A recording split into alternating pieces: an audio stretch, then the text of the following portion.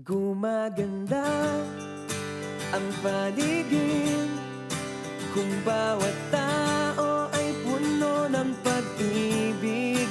Napapawi ang bighati, masilayan lang ang iyong ngiti. Okay gandang isipin ang isang mundong puno ng pag-ibig.